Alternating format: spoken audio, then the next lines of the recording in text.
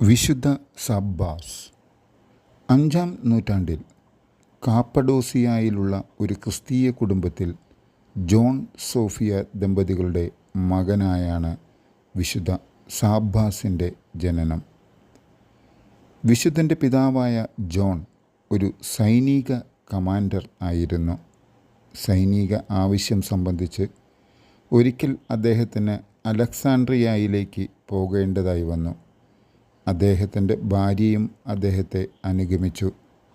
തങ്ങളുടെ 5 വയസ്സുകാരനായ മകനെ അവൻ്റെ ഒരു അമ്മാവൻ്റെ സംരക്ഷണയിൽ ഏൽപ്പിച്ചിട്ടായിരുന്നു അവരുടെ യാത്ര. അവന് 8 വയസ്സ് പ്രായമായപ്പോൾ അവൻ അടുത്തുള്ള വിശുദ്ധ ഫ്ലാവിയാൻ്റെ ആശ്രമത്തിൽ ചേർന്നു. ദൈവികവരമുള്ള ഈ കുട്ടി വിശുദ്ധ ലിഖിതങ്ങളും പ്രമാണങ്ങളും വളരെ പെട്ടെന്ന് തന്നെ സ്വായത്തമാക്കുകയും വിശുദ്ധ ലിഖിതങ്ങളുടെ ഒരു പണ്ഡിതനാവുകയും ചെയ്തു. ആശ്രമജീവിതം ഉപേക്ഷിച്ച് വിവാഹം കഴിക്കുവാൻ വേണ്ടിയുള്ള മാതാപിതാക്കളുടെ ഉപദേശങ്ങളെല്ലാം വൃഥാവിലായി.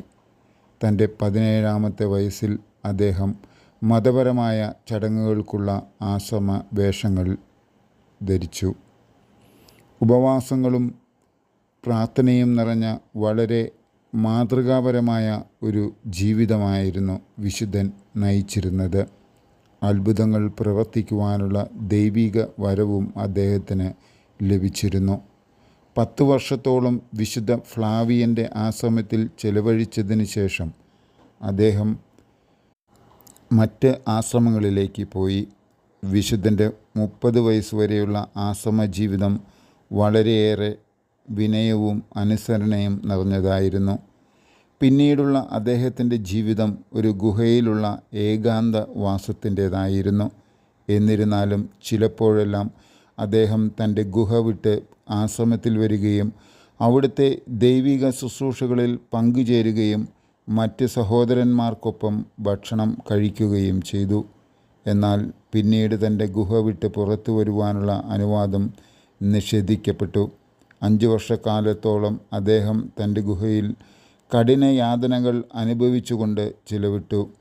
കുറേ വർഷങ്ങൾക്ക് ശേഷം ക്രമേണ ആശ്രമജീവിതം ആഗ്രഹിച്ചുകൊണ്ട് ആളുകൾ അദ്ദേഹത്തിന് ചുറ്റും കൂടുവാൻ തുടങ്ങി. സന്യാസിമാരുടെ എണ്ണം കൂടുകയും ഗുഹാശ്രമങ്ങളുടെ എണ്ണവും കൂടി.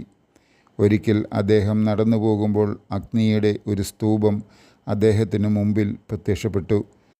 അതിനകത്തായി ദൈവാലയത്തിൻ്റെ ആകൃതിയിലുള്ള ഒരു വിസ്താരമേറിയ ഗുഹ അദ്ദേഹം ദർശിച്ചതായി പറയപ്പെടുന്നു.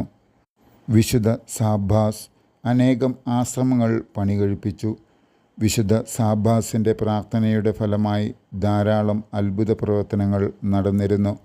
തൻ്റെ ഗുഹാശ്രമത്തിനുള്ളിൽ ഒരു ചെറിയ അരുവി ഒരു കിണർ പോലെ രൂപപ്പെടുകയും ജലത്തിന് ക്ഷാമം നേരിട്ട കാലത്ത് പോലും അവിടെ മഴ പെയ്യുകയും ധാരാളം രോഗശാന്തി നൽകുകയും പിശാചുകളെ ഒഴിവാക്കലും തുടങ്ങി ധാരാളം അത്ഭുതകരമായ പ്രവർത്തനങ്ങൾ ഇദ്ദേഹം മുഖാന്തരം നടന്നു. 532 ഈ വിശുദ്ധൻ തൻ്റെ ആത്മാവിനെ ദൈവത്തിന് സമർപ്പിച്ചു.